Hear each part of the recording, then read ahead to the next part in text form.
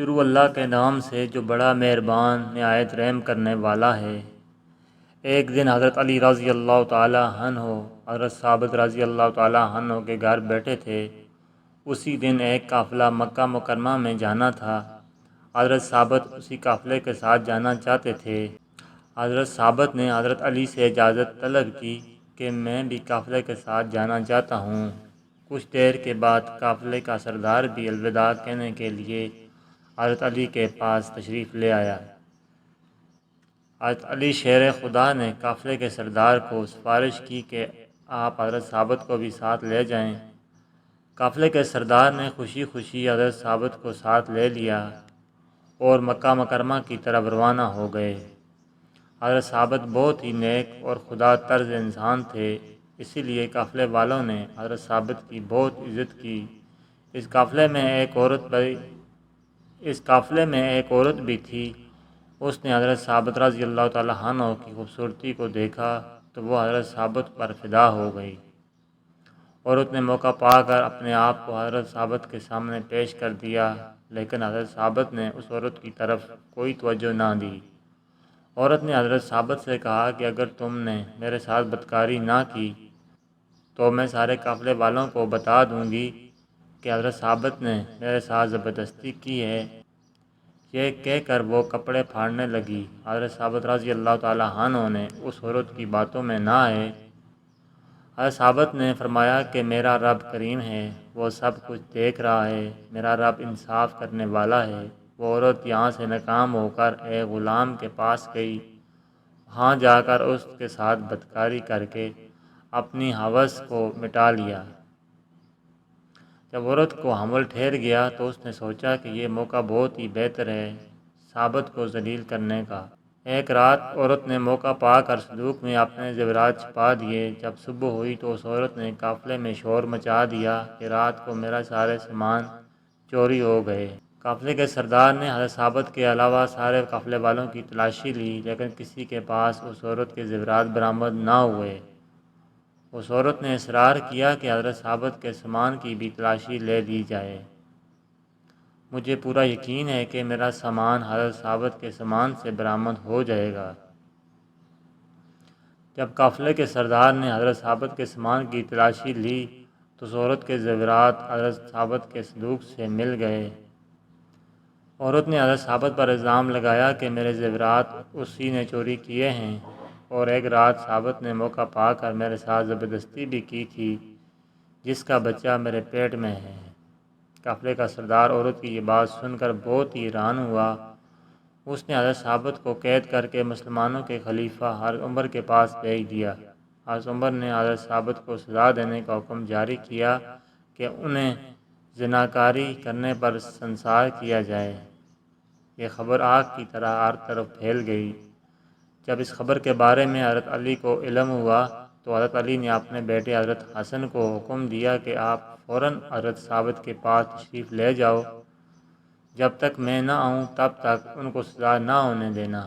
حضرت علی رضی اللہ تعالیٰ عنہ جب حضرت ثابت کے پاس پہنچے، حضرت علی نے حضرت حسن کو حکم دیا کہ اس عورت کو بھی لے آؤ۔ حضرت علی رضی اللہ تعالیٰ عنہ نے حضرت عمر سے کہا کہ فیصلے پر نظر ثانی کی جائے اور مجھے موقع دیا جائے حضرت ثابت کی وکالت کا۔ حضرت عمر فاروق نے حضرت علی کی اس بات کو مان گئے۔ حضرت علی رضی اللہ تعالیٰ عنہ نے حضرت حسن کو اس عورت کو لانے کے لیے بھیجا۔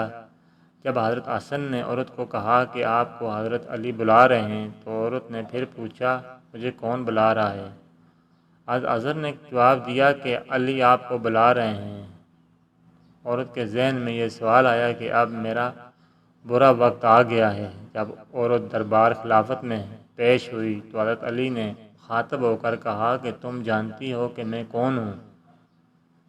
میں علی ابن ابی طالب ہوں، جو کہ جھوٹ کو جھوٹ اور سچ کو سچ کرنے والا ہے۔ مجھے سچ سچ بتاؤ کہ اصل واقعہ کیا ہے، یہ عمل کس کا ہے؟ عورت نے بڑے اطمینان سے کہا کہ سب کے سامنے ثابت کی چوری ثابت ہوئی ہے اور اس نے میرے ساتھ زنا کیا ہے۔ حضرت علی رضی اللہ تعالیٰ عنہ نے دیکھا کہ عورت مسلسل جھوٹ بول رہی ہے تو حضرت علی نے حضرت حسن سے فرمایا کہ گھر میں جو کپڑے کا ٹکڑا اور عصا پڑا ہوا ہے فوراً جاؤ اور لے آؤ۔ حضرت حسن گھر گئے اور مطلوبہ سامان لے کر آئے، حضرت علی کے پاس آ گئے۔ حضرت علی نے عورت سے فرمایا کہ سیدھی لیٹ جاؤ۔ جب وہ سیدھی لیٹ گئی تو حضرت علی نے وہ کپڑا اور عصا اس کے پیٹ پر رکھ دیا۔ حضرت علی نے فرمایا، اے پیٹ کے اندر بچے، اب تو ہی سچ بتا، خدا کے حکم سے ماں کے پیٹ سے بچہ بول پڑا کہ اللہ تعالیٰ ایک ہے۔ حضرت محمد صلی اللہ علیہ وسلم اللہ تعالیٰ کے آخری نبی ہیں۔ قرآن پاک اللہ تعالیٰ کی آخری اور سچی کتاب ہے۔ حضرت علی رضی اللہ تعالیٰ عنہ نے پوچھا کہ تم کس کے نطفے سے پیدا ہوئے ہو اور چوری کس نے کی تھی؟ اللہ تعالیٰ کے حکم سے بچہ بول پڑا کہ یہ عورت کئی بار حضرت ثابت رضی اللہ تعالیٰ عنہ سے بدکاری کی نیت سے گئی۔